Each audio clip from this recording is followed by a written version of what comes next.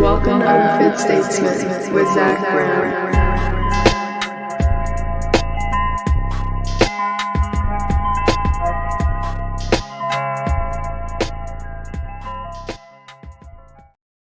Ladies and gentlemen, welcome back to the show.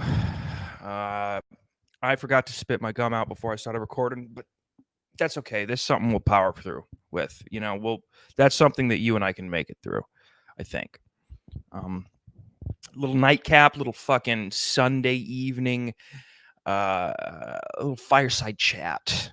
Yeah, little fireside chat on a Mother's Day, on a beautiful Mother's Day. Go fucking finger your mother and thank her that, bring your mother to orgasm. For Christ, all she's been through raising your dumb ass. The least you could do is make her climax. It's her day.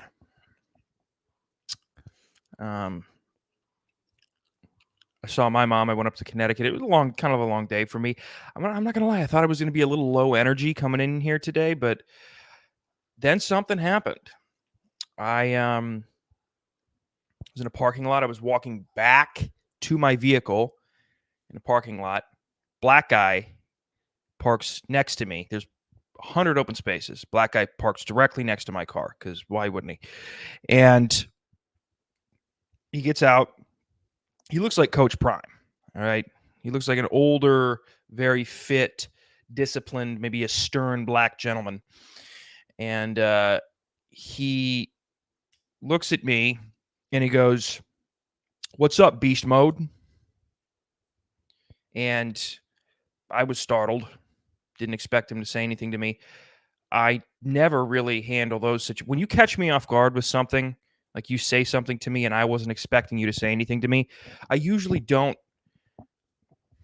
I can play it off okay, but I'm never smooth in those situations. Every time you go, "Hey, what's up?" I go, "Oh, I don't know.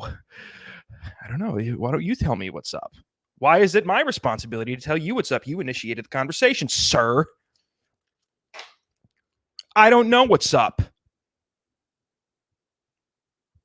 I didn't have any time to prepare to prepare notes about what is up and relay the information to you. I didn't have any time.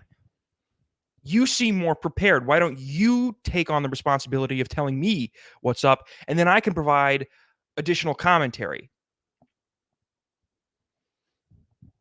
Have we thought of that? Have we ever thought about that as a society? Why are we going up to people who aren't why are we initiating the conversation with a question? How about a greeting? You say, "Oh, well, what's up?" It's a colloquial term in the English language. It's not really demanding of an answer, but it's like, well, it usually has an answer. You say, "What's going on?" "Oh, not much." And then you follow up. Why am I answering a question the first fucking parcel of this conversation? Why are you asking me a question? A lot of people would think it was weird if people started coming up to people and just telling them random facts, but that would actually be a better conversation initiator. Like if that guy would have come up to me and said, "A lot of people said that there were gas chambers in the Holocaust, but the doors and there was no ventilation. Like the science doesn't even, it doesn't seem to match up." Then I would have went, "Okay, I know a little bit more about you now, right?" And then we can go from there. That's a building block that we can go from. What's up or how's it going? Not really a building block, right? It's not an open-ended question. So you say, how's it going? I could say good or bad. Then that's it. That's just done. But if you come up to me and you say, "I'm not entirely sure that women should have the right to vote. I know a little bit more about you," and then we can expand from there, right? You as the interlocutor, when you get that statement from the gentleman who doesn't think that the 19th Amendment was necessarily the best idea in retrospect, you can then go from there. You say, "Well, why? That's an interesting thing. Why don't you think that women should have the right to vote?" And you know exactly why women shouldn't have the right to vote. But what you're doing is humoring him. You're allowing him to explain something to you so you two can establish a rapport.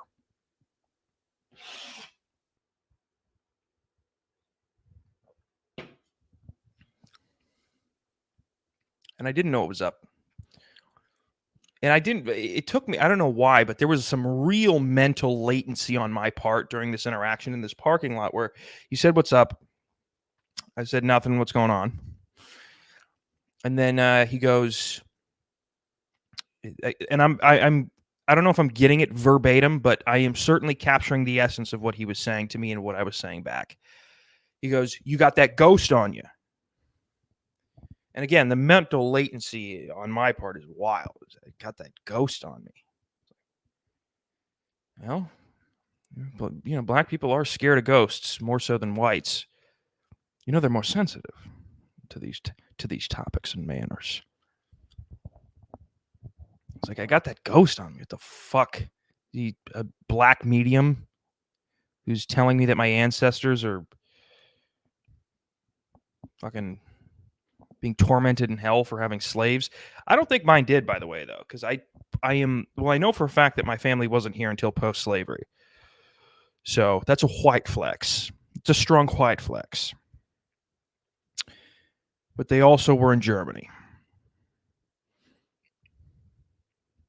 As a German American, there's a small window of time that your parents or grandparents or whomever could have come over here without committing true atrocities. Because if they were here prior to, if they were here in the 1820s, unless you verify, there's a chance that they had slaves. And then if they got here in like 1950, well, then they were a part of Operation Paperclip, and they were experimenting on Jewish twins. Except Jewish twins, they tend to be inbred. Jews had a lot of inbreed. Muslims and Jews in general, a lot of inbreeding. I think it's customary. Customary. I'm not entirely sure what the appropriate word is, to get a DNA test before you get married in the traditional Jewish synagogue or whatever. I think that's tradition. You have to get a DNA test. So they were, I think it's a lot of Romanians, a lot of gypsies. God, the experiments they must have done on the retards. I mean, Jesus Christ. I don't know who was more retarded back then. The actual retard or the person who was so fucking inept that they had no understanding of what retardation was. Like, who's more retarded? The retarded guy or the person who doesn't understand what retard is? Doesn't understand how, like, what somebody being developmentally delayed is. Being retarded versus not understanding retardation. That's the bracket. That's the March Madness bracket, folks. But you say you got that ghost on you. And then I was the retard. And I'm like, at this point, I'm like, I don't know what the fucking... I haven't kept up with the lingo, sir, brother, homie. And then I realized, I'm carrying a Ghost brand container of whey protein. And so you got that ghost on you. And then I realized, clicked, and then I just, like a child, it did make me feel good. Like, I liked his energy. He had a very good energy. It's not like I was being like, it's not like I was scared. I wasn't like cross the street when I see a black guy. It's not the situation at all. He had a very positive energy. He's like, "You got that ghost on you." I was like, yeah. And then I don't think he said anything. And then I went, I swear to like a child. I went, "This is my favorite flavor." He's like, "You bet." And then he said something. It's fruity cereal milk, by the way. That's the flavor. 120 calories, 2 carbs, 25 grams of protein. Very great. Obviously, get your proteins from Whole Foods when you can. Eggs, steak, chicken. But it's a pretty good substitute. And then he goes, one of the coolest things I've ever heard in my life. He goes, "All right, you have one." And then he left. He walked away. I don't know what he was asking me to have. Only one of. I don't know. I'm new to this. All right, you have one. One of what? I don't know. A good day, a protein shake, a Ghost protein shake, a good lift. Sorry,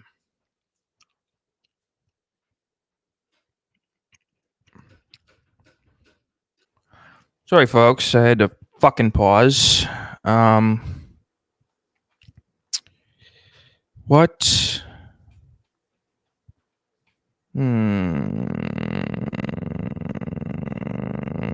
I forget the the topic of conversation that I was having prior to when I paused. The black guy in the parking lot. That's what it was. I forget what I was talking about. All I know is he fucking. I was low energy, and then I tell you what, he said, "What's up, beast mode?" And then you have one. Up my energy, no caffeine, no taurine, no L-carnitine or whatever that fucking, no vitamin B12. You have black eye, fucking high energy black eye, positive black eye. Approach you and have a conversation with you, you're gonna get fucking way more energy than you could ever get from a fucking Red Bull. I'll tell you that much. There's no amount of coffee. I mean, black eye. I mean, quite honestly, a conversation with a black man for me is Adderall. A positive 50-year-old athletic black man who calls me beast mode and tells me to have one. That's meth compound for me. That is a meth compound. That is a methamphetamine. That is an amphetamine compound for me. I could have sprinted the whole length of that parking lot. I could have sprinted at people. That would be a fun little social experiment. Just sprint at people as fast as you can. Don't do anything. Like when you get there, just stop, right? Break down, chop the feet. But just sprint as fast as you possibly fucking can at people. Put some cameras in the parking lot and just send a few boys, a few dogs, a few big dogs, and just have them sprint as fast as they possibly can at people, just in a straight line. Would people run? I don't know. Would people like brace for impact? I don't know. Would they hide? Would they, hey, what are you doing? Like, would they question the person as they were sprinting at them? Would they demand they stop? How close would they let the person get before they moved? I tell you what, the variable we'd be looking for, the outcome we'd be looking for is the guy who sees the guy sprinting full speed at him and then just starts sprinting back. I mean, that's your general. That's your George Washington crossing the Delaware on Christmas fucking Eve. It was negative 108 out. Right? That's your fucking...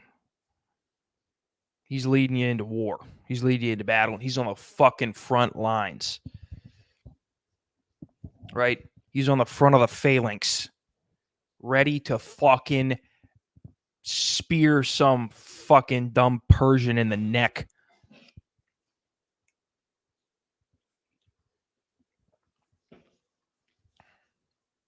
I think you get a wide variety of reactions. I think, quite honestly, I'm going to be honest with you. As far as me being a social scientist, I mean, you know me, I dabble in a little bit of everything, right? I'm a bit of a chemist. I'm a bit of a social scientist, a little bit of a political strategist, commentary on culture. I dabble in racism and sexism. Not all the way. I just dip my toes. Sprinting at somebody full speed may be the ultimate social experiment to see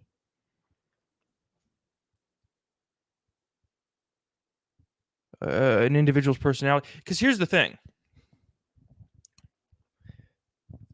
That is like the ultimate,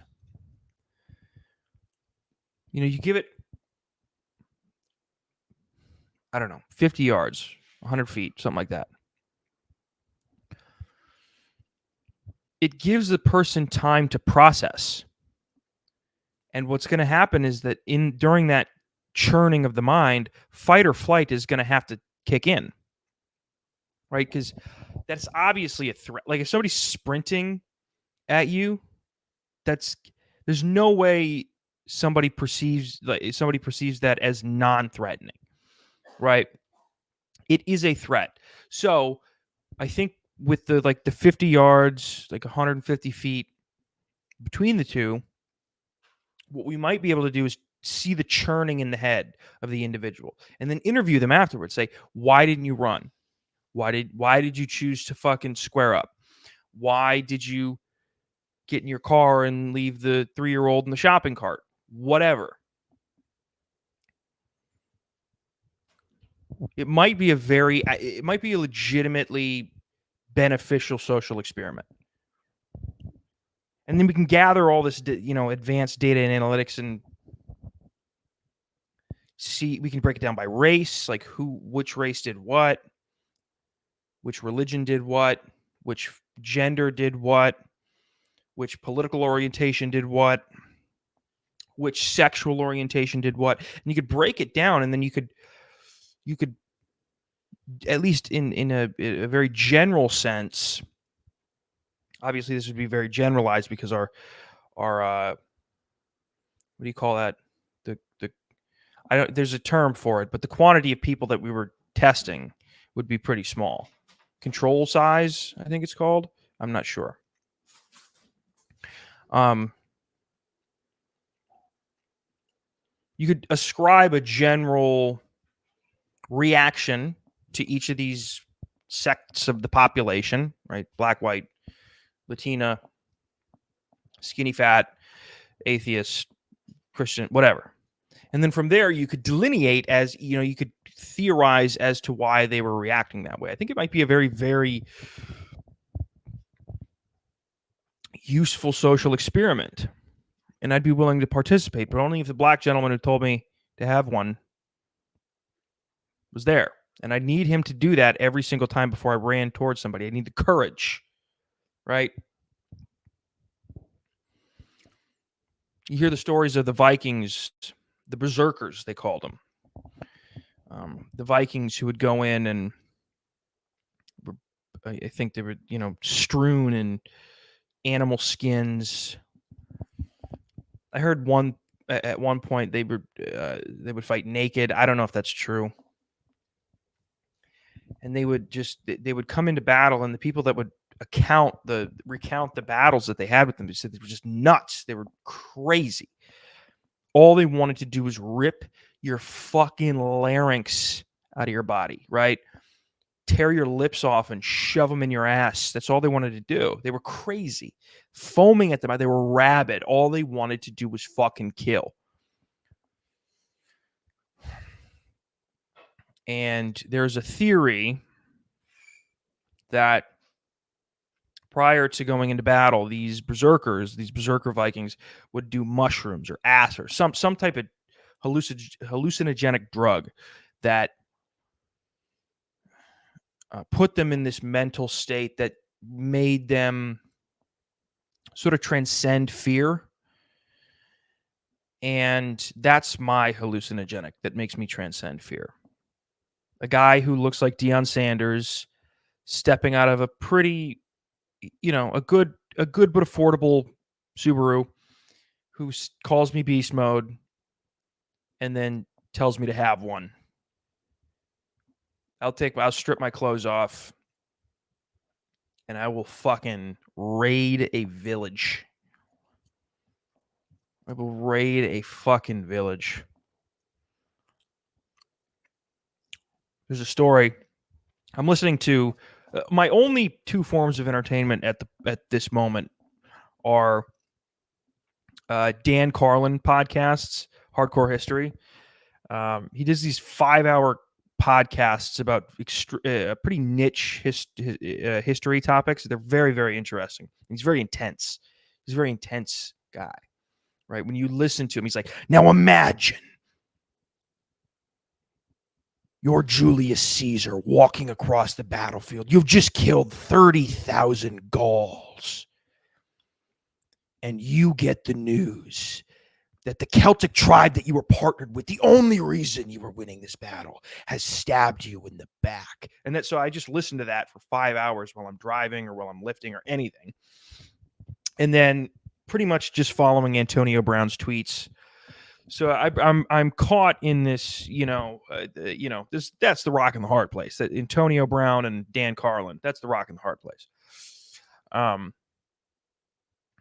And the one that I'm listening to now is about, it's called The Supernova in the East, and it's about Japanese culture from the late 19th into the early 20th century and how it relates to Japanese behavior in World War II. And one of the topics of the soliloquy or whatever you can call it that he does, podcasts, rant, whatever, is about a gentleman named Hiro Onoda. Although I think it's reversed in the Japanese, the fucking weird shit that they do. Onoda Hiro. And he wasn't the only one that was doing this, but after 1945, when the Japanese surrendered and the World War II ended officially, there were people in the Pacific Islands in particular, but in Asia who were a part of the Japanese imperialist army who just didn't stop fighting. And this one in particular, Onoda Hiro, fought until like 1973. And they ended up going and getting him. They had to go get him from the Philippines. And he was killing people too. He killed like multiple people after the war had ended, and he was still fighting the war, right? Because at the time, he was enlisted in 1944. His commanding officer, whoever that, whatever rank, said basically, don't you fight this fucking war until I tell you it's over. And in Japanese culture at the time, I'm not going to go into it because it's too. I should do a podcast on that because that's fucking nuts. But their culture was very intense, very patriotic, very, the emperor is the fucking, and my commanding officer is like a very hierarchical, disciplined society. One of the most extreme cultures, certainly at the time, but probably in history. And so because he got separated from his commanding officer, and his commanding officer was never able to tell him, hey, the war's over, he kept fighting until like 73, just picking off fucking random Filipinos, right? And they sent his family to tell him the war was over. The government sent him letters, and they sent him newspapers clippings about like, hey, the war's over. He didn't believe any of that bullshit. And then they eventually did have to tell the original commanding officers, like, you gotta go fucking get this guy. He's picking off random Filipino kids. Go fucking get him, you idiot. But that energy, that intensity, that passion, that focus, that energy, that discipline, that motivation, that the ability to chew gum while you're on mic, that's what that parking lot interaction did for me. And I really wish I was actually coming from a lift. There's a GNC right by my gym.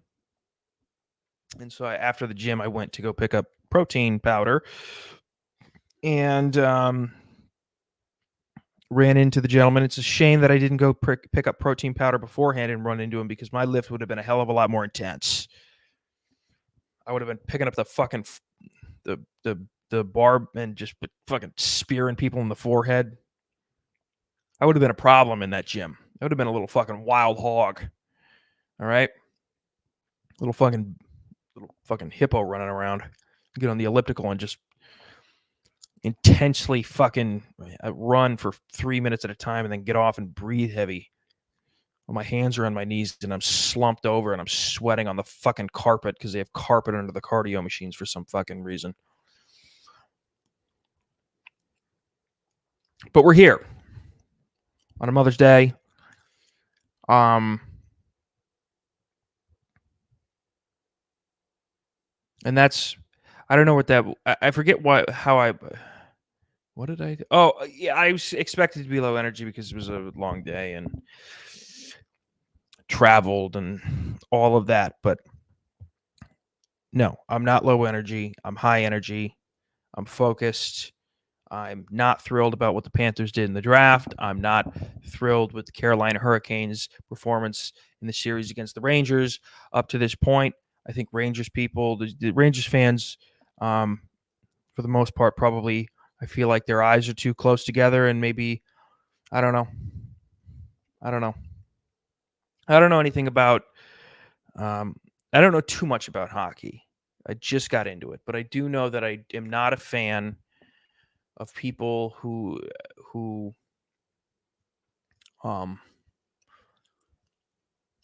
like teams in the Eastern Division.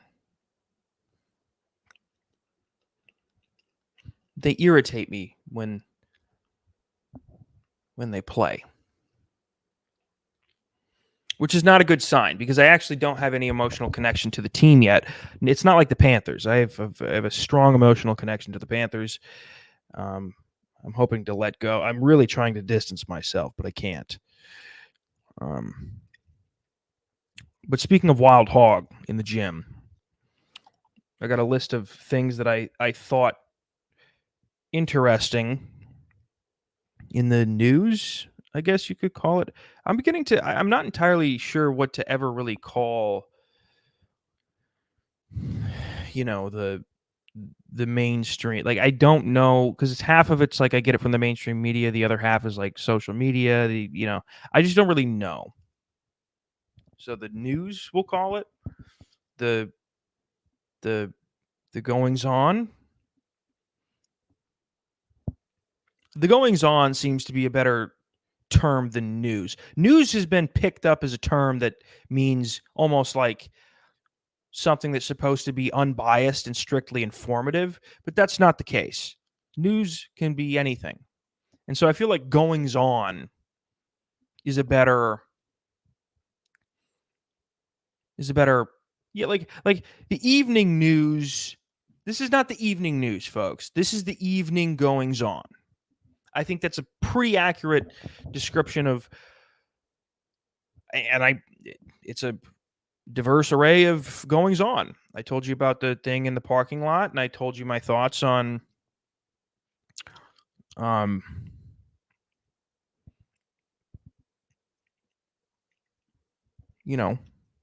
ancient Scandinavian and Japanese military history. It's goings on. Okay? It's goings on. The first person to receive a genetically modified pig kidney has died 2 months after they put that pig kidney in the person. Now, I don't know enough about science or biology to make any type of objective statement about this. However, if you were to ask me 2 months ago, is it a good idea to put a pig kidney in a person?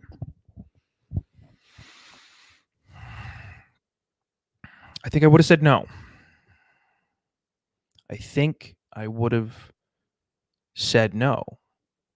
So, well, it's genetically modified. I think I still would have said no.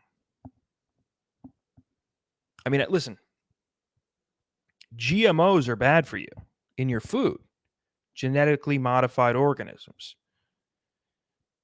Okay, well, we know that's bad for you. So, genetically modified pig kidney would technically be a genetically modified organism. So, why would somebody want to receive that as a transplant? Listen, It's one of those things where I don't know if you've ever seen that meme where the super dumb people and the super smart people come to the same conclusion and then the people in the middle are wrong. I think that's what it is. I think I'm just super dumb and I'm aligning here with the super smart people where we're going, hey, no pig kidneys. No pig kidneys. Because then I'm sure I could fucking come across somebody who's like, well, actually, they have this amount of lipids in their kidney, and their insulin resistance is actually very similar to that of a. And then they would make all of these fucking excuses, and then 2 months later, I'd be able to go back to them and say, I told you you shouldn't put pig kidneys in fucking not pigs.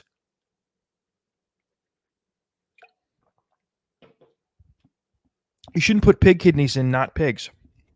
And I don't think that's an unreasonable assumption. Right?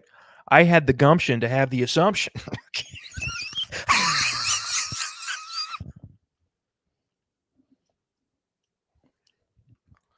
I could do some real damage to the U.S. Senate right now if they put me in front of the fucking U.S. Capitol building. Had that black guy tell me, to have one. You thought January 6th was bad. Mm-mm. Mm-mm. You have absolutely no idea what I could do to Mitch McConnell's neck.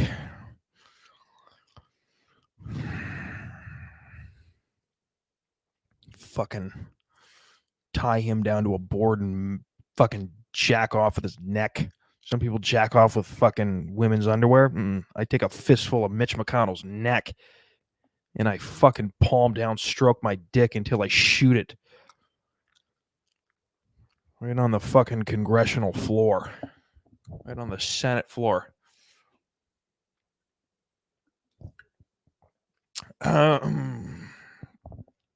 Yeah, pig kidney, no bueno. No bueno. I wonder if you take the pig kidney, even if it's genetically modified, and I know it's not good for you, GMOs are not good for you, could we cook it and eat it? Where is the line of morality when it comes to animal, because we eat animal organs all the time, liver, whatever, and meat and everything. So what's the morale? What's the code of morality of a liver, or kidney, whatever that was belonged to a cow or a pig, was then transplanted to a human, but it's still a pig kidney, still a cow kidney, might have a little GMO, right? But we eat shit with GMO all the time. We eat chicken breast with GMO all the time. What's the moral code? Can we eat the kidney?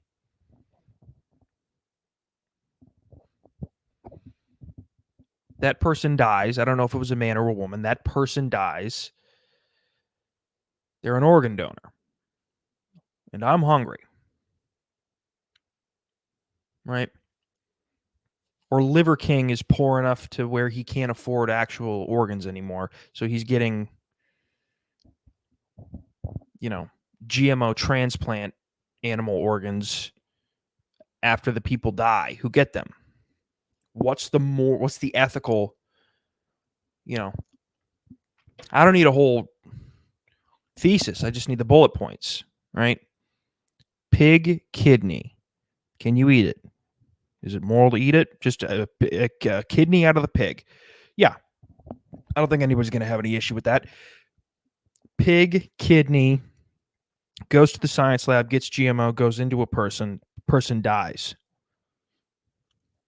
So GMO pig kidney that was once in a person. It's the same kidney. I don't know, folks. I'm thinking it's okay. I think it's okay.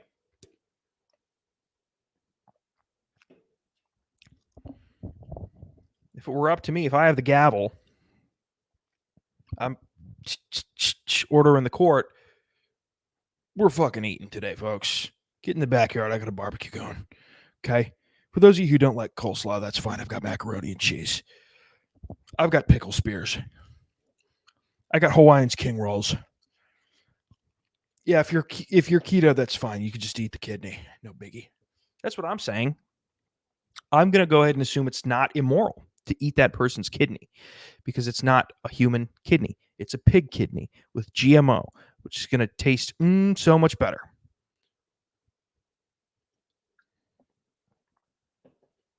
I got to look at my phone. I don't remember these things. Chris Cuomo has done a 180 on COVID, which everybody has seen this coming.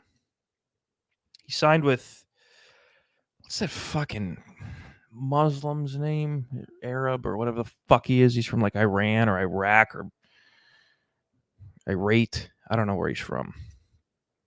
Patrick Bet David. That's what it is. Oh, so PBD. Oh, okay. I that literally took me. See, I'm telling you, folks, I got some mental fucking latency or something's going on today. Patrick Bet David PBD podcast. It's pretty popular. It's an online. There's a lot of clips that have gone viral, and Chris Cuomo has joined the network. And this guy leans right, by the way. This Patrick Bet David, and I think it was on that network. I think he has his own show. I think it might have been on that. I don't know where exactly he talked about this, but he basically has done a 180 from his COVID opinion while he was on CNN. He came out and he said, yeah, they lied to us. Ivermectin is good. The vaccine seems bad, or at the very least, it's a lot worse than what they said it was. And it's created this weird political hot topic debate on X about whether or not there should be like forgiveness, like people should forget. Get the fuck out of here! You're eating the wrong goddamn food. You're gonna get fat. My cat's eating too much food. She's gonna get fat. You're gonna get fat. Like, do we forgive you? It's like, yes, it is nice that you came around to understanding the cracks in your logic during COVID, but the people who were wrong about how COVID should have been handled did a lot of fucking damage to the country, folks. A lot. I mean, you talk about the vaccines, that's one thing, but it's been proven now that the shutdowns were useless. And the shutdowns led to the printing of the money that had put us in this inflationary period that, by the way, again, just if you just do the math, we're never going to get out of. We are fucked forever. Unless we intentionally put ourselves in a deflationary depression, and it would be as bad as the 1920s, yes, perhaps worse. And yeah, maybe even if we did that, we'd still lose the reserve currency spot, the global reserve currency. So it doesn't matter. We're never going to get out of this. It's like, well, we just didn't know. And so we were fervent about staying inside and getting the vaccine. It's like, okay, you were wrong, but is saying, oh, my bad, is that enough?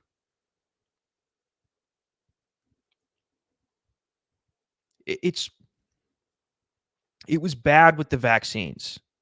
Chris Cuomo was bad with the vaccines. He made it very clear what his opinion was, and that was those who don't really shouldn't have rights. Right? You shouldn't have you shouldn't have had the right to choose, and two, if you did choose to not get the vaccine, you shouldn't be able to go to work. You shouldn't be able to go fucking get food. You got to stay your ass inside. And that's just the vaccine aspect. I'm telling you, the shutdown aspect that he pushed. It ruined the country. It cemented the failure of the American empire. It was likely that America was going to fail anyway.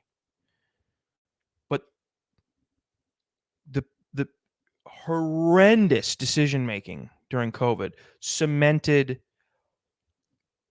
America's downfall. It put the punctuation mark on the end of the sentence. And so the question becomes, it's like, he goes like, sorry, my bad. We didn't know, I was wrong. It's like, okay, I'm wrong about a lot of shit. But at what point does negligence become prosecutable or persecutable or prosecutable, punishable?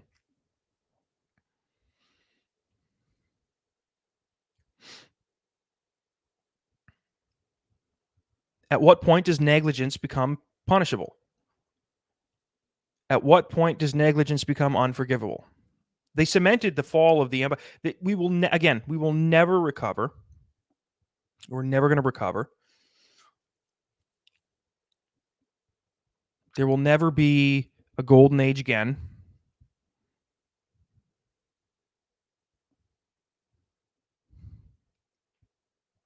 The next generation of children will get horrendous education. The generation of children now are behind like 3 years developmentally because of what we did.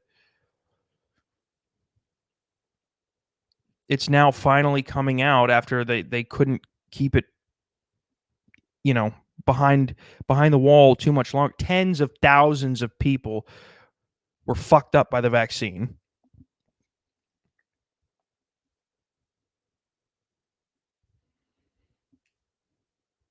At what point does, whether you ascribe malevolence or negligence, whatever it is, we'll assume the least insidious possibility here. At what point, Chris Cuomo, is negligence punishable and unforgivable? Is it the legitimate cementing of the downfall of the greatest empire the world's ever seen? That's not true. Rome. Second greatest empire the world's ever seen? That's not true. Ming. Well, let's say modern empire. Greatest modern empire the world's ever seen?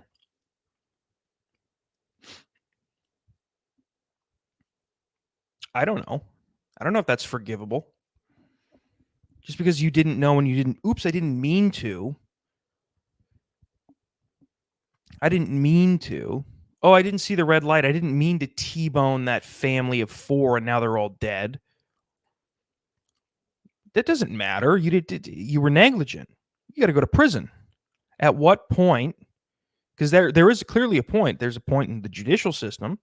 At what point does negligence become punishable and unforgivable?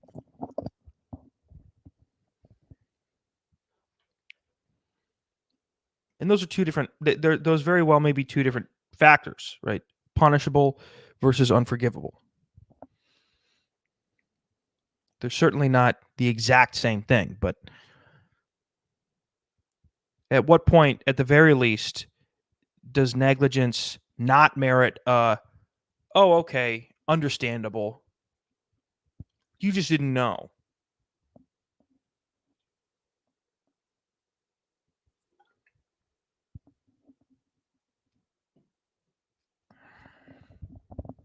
I don't know.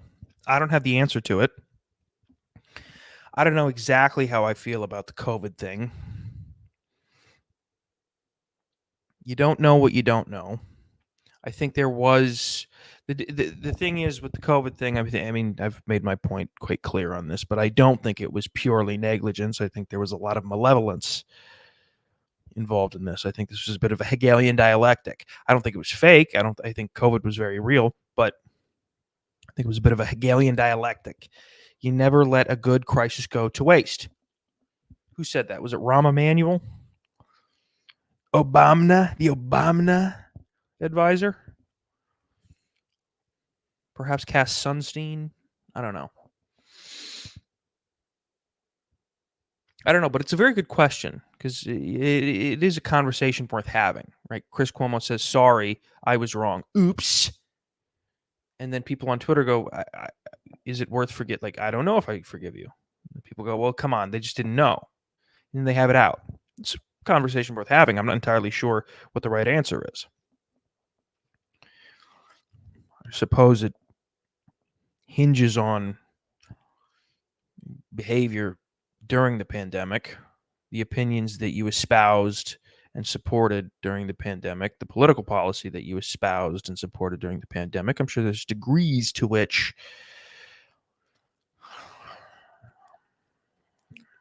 your COVID era political opinion would have an effect on whether or not you deserve a forgiving shoulder to lean on.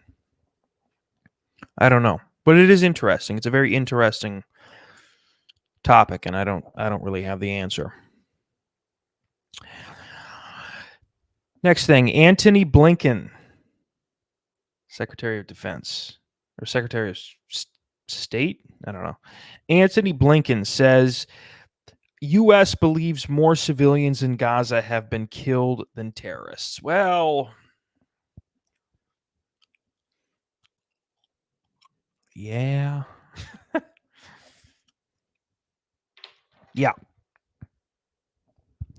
Yeah. Yeah. And and Biden is threatening to cut off military aid to Israel, which I'm a fan of. I'm a fan of that. It's a good boy Biden. It's a good boy Biden. Oh, you don't want to send arms to Israel? It's a good boy Biden. You're being a good boy Biden.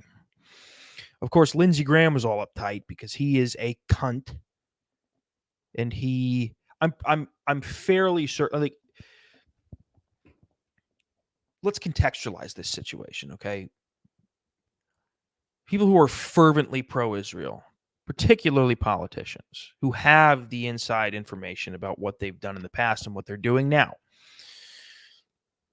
that are still, they're stake in the ground.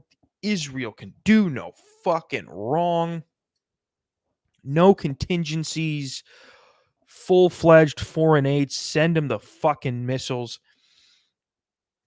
They definitely, at this point, I'm having trouble believing that this couldn't be the case, okay? The Mossad has something on them.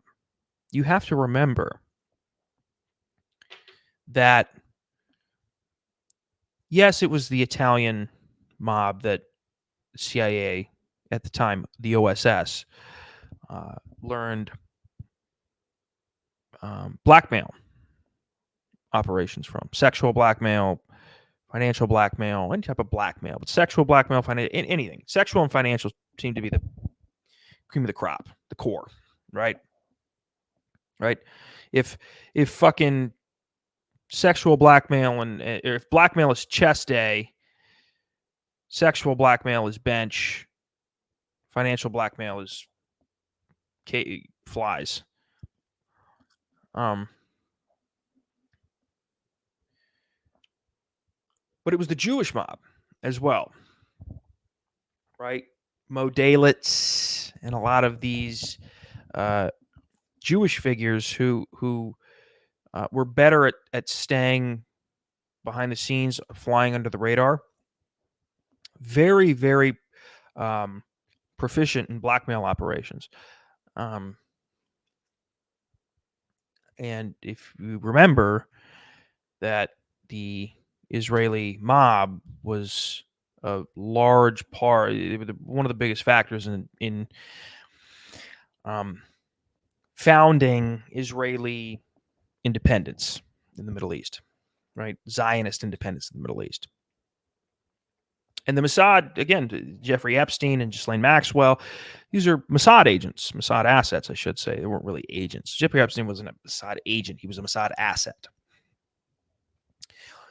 And so this idea that we have politicians in this country that are, and that means like, and it doesn't matter left or right. You have like Fetterman and fucking Lindsey Graham and who's the fucking skinny faggy Republican? I can't remember. But it's like they are so blindly pro-Israel that it's beginning to make me think that they've done something horrendous. Like something that they just cannot let get out.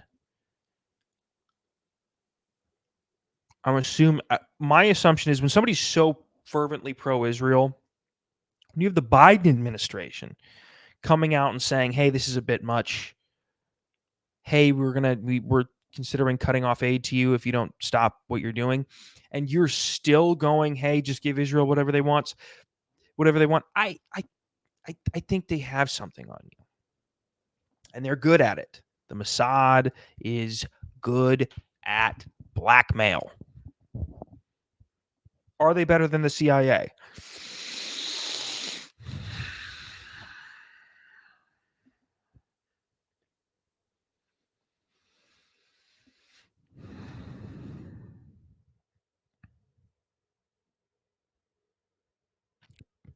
Per capita, yes. I don't really know how to explain. They don't. Israel doesn't have as many resources and as much money and as much. They don't have the quantity of intellectual prowess and malevolence that the CIA does. But I'd say per capita, probably Israel, the Mossad is better at executing, at planning, executing, and leveraging blackmail operations than the CIA. Could be wrong. It's a guess. But listen, it's fucking. Hey, what are we doing? We're talking about fucking Israel and Palestine. Who gives a shit about Israel and Palestine? I know I don't. I'm anti-Israel and anti-Palestine. You guys both. We hate both here, right? I told you from the very beginning of this newly rebooted Unfit Statesman series. Which, by the way, I can't believe this war's still going on since the beginning of this fucking reboot of Unfit Statesman. I said we should plow it all, kill them all, and then build a world mall. I said that. I said at the very beginning. I said it in the fucking first episode. It's the title of the first episode. It's Mother's Day, and I couldn't find any videos about mothers in particular, but women. We celebrate women. All women are potential mothers, pretty much. So let's take a listen to, because I don't know if this woman's a mother. I'm assuming she's a mother. Maybe she's not. If she's not a mother, she would have been before the abortion. Mothers have many talents. Women have many talents. It's not just being a mother. Actually, that's what we're going to do. Rewind that. This is the theme. Women don't have to be mothers. On Mother's Day, we celebrate all women, including the ones that don't want to be mothers. And this is one of them. Get you on his back roads, get you on your knees, show you what to pray for, make you a little more rough, a little gritty. We gotta take the poor right out of the city and get you in the creek. So that is a thin blonde woman in fatigues and a military green top, and she's clearly rapping. She's doing right wing, or not right wing, just country conservative rap. I thought we were done with this, but I guess we're not. And I'm sure she's a great gal. I bet her pussy smells amazing. I mean, it's swamp pussy. Swamp pussy either smells like swamp or whatever fucking astringent you have to put in there to get the smell out. Right? It either smells like the swamp or it smells like fucking baking soda and vinegar.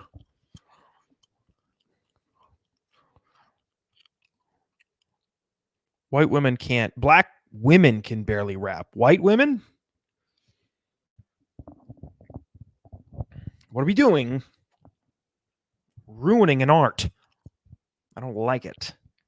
I don't like this. However, she was articulate enough to spit some hot bars. Spit some hot bars. This woman, however, is not so articulate. This is from Thomas Jefferson University's graduation ceremony. And for those of you who are listening audio only, maybe even video, you might not know what the fuck is going on. It took me like 3 times watching this video through to understand what the fuck was going on, but I'll explain it. Lee Zubeth Brataski. Sair Uvun Jinju Brinan. Okay. So she is pronouncing the names of I believe this is a nursing school. She's pronouncing the names of the students who are graduating. And you're saying, oh, she's struggling with these names. They must be, must be a diverse school. Okay. Must have a DEI initiative. But, well, I tell you, I'll let her read it, and then I'll read it to you. Ju Brennan. Sarah Virginia Brennan. Marcelin Brabazan Carr. Marissa Lynn Barbosan Victoria Carr. Lee Zubith Ross. Victoria Elizabeth Bruce. Victoria. Okay, and I will say, and by the way, this is what you just heard there. This is being filmed on somebody's phone in somebody's living room while they're watching it on TV, and I think this woman's going to provide commentary, not realizing that that's my job. She doesn't know. She doesn't listen to my podcast. It's fine. It hasn't reached her side of the fucking, it hasn't hit her home yet. It hasn't hit her household. That's fine. That's fine. What was I going to say? Doesn't matter. Elizabeth Bruce. Not what she said. Marlena Oh, Melanie. This is Zubeth Molly. Camp. Molly Elizabeth Camp. It is. I will give it to. Maybe they spaced it weird on the paper that she's reading. I mean, I think everybody knows what this woman probably looks like. Maybe I am just racist. I told you I dabble in racism, dabble in sexism. I'm seeing a overweight black woman, but it very well could be an overweight Latina. But she's definitely overweight. And it's weird that they're doing the middle name for all of these women. I don't know why they're doing that. Molly. Carolina Urena. That's the closest. Caroline Arena. Tamume Oh, man. So Thomas Michael. I want to see how she pronounces this last name. Thomas. Oh, she just didn't give it a shot. That's funny.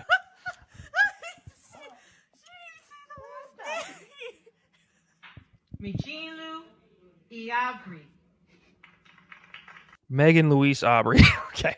Well, these poor white queens had their names butchered on the stage in their proudest moment of their lives, their young lives, their young, tight lives. But people were making fun of that woman because she couldn't pronounce very, very, they kept saying